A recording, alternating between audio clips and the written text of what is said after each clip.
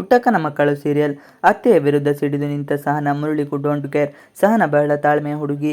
ಆದರೆ ತನ್ನ ಪ್ರೀತಿಗಾಗಿ ಅದೆಷ್ಟು ಉದ್ಯೋಗಗಳನ್ನು ಮಾಡಿಕೊಂಡು ಅದೆಷ್ಟೇ ಕಷ್ಟ ಆದರೂ ತನ್ನ ಗಂಡನ ತಾಯಿಯ ಜೊತೆ ಅಡ್ಜಸ್ಟ್ ಮಾಡಿಕೊಂಡು ಹೋಗುತ್ತಿರುತ್ತಾಳೆ.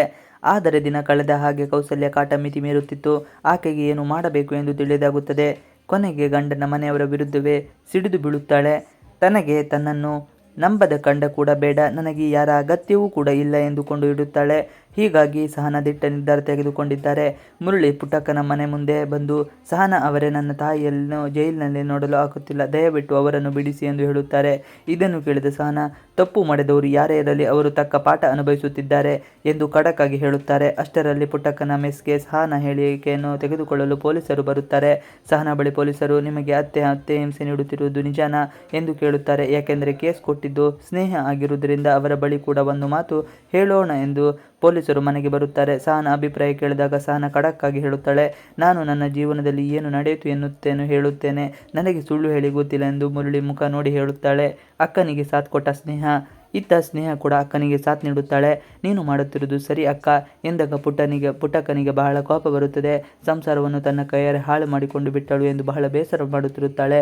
ಮಕ್ಕಳು ಯಾರು ನನ್ನ ಮಾತನ್ನು ಕೇಳುತ್ತಿಲ್ಲ, ಹೇಗಪ್ಪ ನಾನು ಇದನ್ನು ಸಹಿಸಿಕೊಂಡು ಇರಲಿ ಎಂದು ಬಹಳ ಬೇಸರ ಪಟ್ಟುಕೊಳ್ಳುತ್ತಾಳೆ. ರಾಧ ಮೇಲೆ ಬಂಗಾರಮ್ಮಗೆ ನಂಬಿಕೆ. ಇತ್ತ ರಾಧ ಹೇಗಾದರೂ ಮಾಡಿ ಕಂಠಿ ಮಾವನನ್ನು ನನ್ನವನಾಗಿ ಮಾಡಿಕೊಳ್ಳಬೇಕು, ಆತನ ಜೊತೆ ಸಂಸಾರ ನಡೆಸಬೇಕು ಎಂದು ಆಲೋಚನೆ ಮಾಡುತ್ತಿರುತ್ತಾಳೆ. ಅದಕ್ಕಾಗಿ ಬಂಗಾರಮ್ಮನ ಜೊತೆ ಬಹಳ ಒಳ್ಳೆಯವಳ ಹಾಗೆ ನಾಟಕ ಮಾಡುತ್ತಾಳೆ. ಬಂಗಾರಮ್ಮ ರಾಧ ಮುಖ ನೋಡಿ ಆಕೆ ಬಹಳ ಒಳ್ಳೆಯವಳು ಎಂದು ತಿಳಿದು ಆಕೆ ಹೇಳಿದ್ದಕ್ಕೆಲ್ಲ ಆಯಿತು ಎಂದು ಉತ್ತರವನ್ನು ಕೊಡುತ್ತಾ ಖುಷಿಯಲ್ಲಿರುತ್ತಿದ್ದರು. ಆದರೆ ಸ್ನೇಹಗೆ ರಾಧ ಏನು ಎಂಬ ವಿಚಾರ ಚೆನ್ನಾಗಿಯೇ ಗೊತ್ತಾಗಿದೆ. ಆಕೆಯ ಬಂಡವಾಳ ಅತ್ತೆಯ ಎದುರು ಹೇಗೆ ಅನಾವರಣ ಮಾಡುವುದು ಎಂದು ಯೋಚನೆ ಮಾಡುತ್ತಿರುತ್ತಾಳೆ ಸ್ನೇಹಗೆ ಈಗ ಆತಂಕ ಶುರು.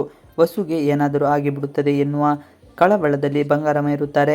ನಂಜಮ್ಮನನ್ನು ನಂಬುವುದಾದರೂ ಹೇಗೆ? ಇಂಥ ಸಮಯದಲ್ಲಿ ವಸು ಜೊತೆ ಯಾರಾದರೂ ಇದ್ದರೆ ಒಳ್ಳೆಯದು ಎಂದುಕೊಂಡು ರಾಧಾಳನ್ನು ವಸು ಮನೆಗೆ ಕಳಿಸುತ್ತಾರೆ. ಆದರೆ ಆತಂಕ ಸ್ನೇಹಗ ಈಗ ಶುರುವಾಗಿದೆ.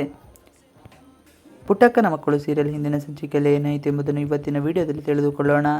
ಪುಟ್ಟಕ್ಕನ ಮನೆಗೆ ಕುಡಿದು ಬಂದ ಮುರಳಿಗೆ ಶಾಕ್. ಅಮ್ಮ ಅರೆಸ್ಟ್. ಸಹನಾ ಮೇಲೆ ಗೋಬ ಕುರಿಸಿದ ಪ್ರತಿ ಮಗಳು ಸಹನಾ ತೆಗೆದುಕೊಂಡರು ನಿರ್ಧಾರ ಪುಟ್ಟಕ್ಕನ ಮನಸ್ಸಿಗೆ ಬಹಳ ನೋವನ್ನು ತಂದುಕೊಟ್ಟಿತು. ಹಾಗೆಯೇ ತನ್ನ ಗಂಡ ಕಟ್ಟಿರುವ ತಾಳಿ ಬಿಚ್ಚಿಕೊಡುತ್ತಾಳೆ. ತಾಳಿಗೆ ಇರುವ ಬೆಲೆ ಇಷ್ಟೇನಾ ಎಂದು ಬಹಳ ಬೇಸರದಿಂದ ಇರುತ್ತಾಳೆ. ಸಹನಾ ಮಾಡಿದ ಕೆಲಸಕ್ಕೆ ಪುಟ್ಟಕ್ಕ ಸಹನಾ ಬಳಿ ಮಾತು ಕೂಡ ಆಡುತ್ತಿಲ್ಲ. ಎಷ್ಟೇ ಕಷ್ಟ ಬಂದರೂ ಸಹನಾ ತಾಳಿ ತೆಗೆಯಬಾರದಾಗಿತ್ತು ಎನ್ನುವುದು ಪುಟ್ಟಕ್ಕನ ವಾದ. ಆದರೂ ಏನು ಮಾತನಾಡದೆ ಸಹನಾ ಮಾತ್ರ ಸುಮ್ಮನೆ ಇರುತ್ತಾಳೆ. ಕುಡಿದ ಮತ್ತಿನಲ್ಲಿದ್ದ ಗೋಪಾಲ್ನ ಮನೆಗೆ ಹೊರಗಡೆ ಜಗುಲಿನಲ್ಲಿ ಮಲಗಿರುತ್ತಾನೆ. ಅಷ್ಟರಲ್ಲಿ ಮುರಳಿ ಕುಡಿದು ನಶೆಯಲ್ಲಿ ಸಹನಾ ಮನೆಗೆ ಬರುತ್ತಾನೆ. ಪುಟ್ಟಕ್ಕನನ್ನು ಜೋರಾಗಿಯೇ ಕರೆಯುವ ಮುರಳಿ ಮನೆಯಿಂದ ಹೊರಗೆ ಬರುವಂತೆ ಹೇಳುತ್ತಾನೆ. ಆ ಕೂಡಲೇ ಪುಟ್ಟಕ್ಕ ಹಾಗೂ ಆಕೆಯ ಮಕ್ಕಳು ಮನೆಯ ಹೊರಗೆ ಬರುತ್ತಾರೆ. ಆಗ ತನ್ನ ಪತ್ನಿಗೆ, ಸಹನಾ ಅವರೇ, ನಾನು ನಿಮ್ಮ ಮೇಲೆ ಬಹಳ ಪ್ರೀತಿ ಇಟ್ಟುಕೊಂಡಿದ್ದೆ, ಆದರೆ ಬಹಳ ಹಚ್ಚಿಕೊಂಡು ಇದ್ದೆ. ಆದರೆ ನೀವು ಮಾಡಿದ್ದೇನು? ನಾನು ಕಟ್ಟಿರುವ ತಾಳಿಯನ್ನು ಎಲ್ಲರೆದುರು ಕೊಟ್ಟಿರಿ. ನೀವು ತಾಳಿಗೆ ಕೊಡುವ ಮರ್ಯಾದೆ ಇದೇನಾ? ನನಗೆ ಎಷ್ಟು ಬೇಸರ ಆಯಿತು ಎಂದಾಗ ಸಹನಾ ಹೇಳುತ್ತಾಳೆ, ನನ್ನ ಮೇಲೆ ನಿಮಗೆ ಅಷ್ಟು ಪ್ರೀತಿ ಇದ್ದರೆ ನೀವು ನನ್ನ ಸ್ವಲ್ಪ ಮಾತನ್ನು ಕೇಳುತ್ತಿದ್ರಿ. ಆದರೆ ನನ್ನ ಮೇಲೆ ಸ್ವಲ್ಪವೂ ಪ್ರೀತಿ ಇಲ್ಲ ನಿಮಗೆ. ನನಗೆ ಯಾವತ್ತೂ ನಿಮ್ಮ ಮನೆಯವರು ಊಟದಲ್ಲಿ ವಿಷ ಬೆರೆಸಿಕೊಟ್ಟರು, ಆವತ್ತೇ ನಾನು ಸತ್ತು ಹೋದೆ ಎಂದು ಖಡಕ್ ಆಗಿ ಹೇಳುತ್ತಾಳೆ.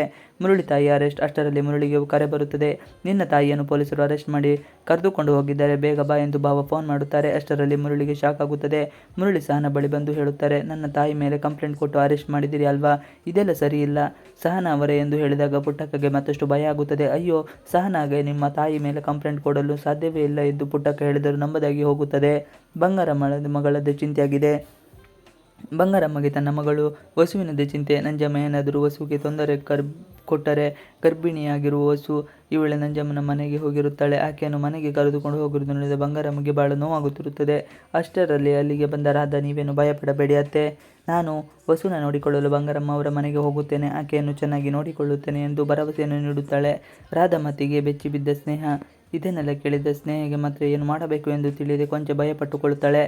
ಯಾಕೆಂದರೆ ಮೊದಲೇ ಸ್ನೇಹದ ಜೊತೆ ಸವಾಲು ಹಾಕಿ ರಾಧಾ ವಸು ಮನೆಗೆ ಹೋಗಿ ಇನ್ನೇನು ಕಿತಾಪತಿ ಮಾಡುತ್ತಾಳೆ ಅನ್ನುವ ಆತಂಕ ಆಕೆಗೆ.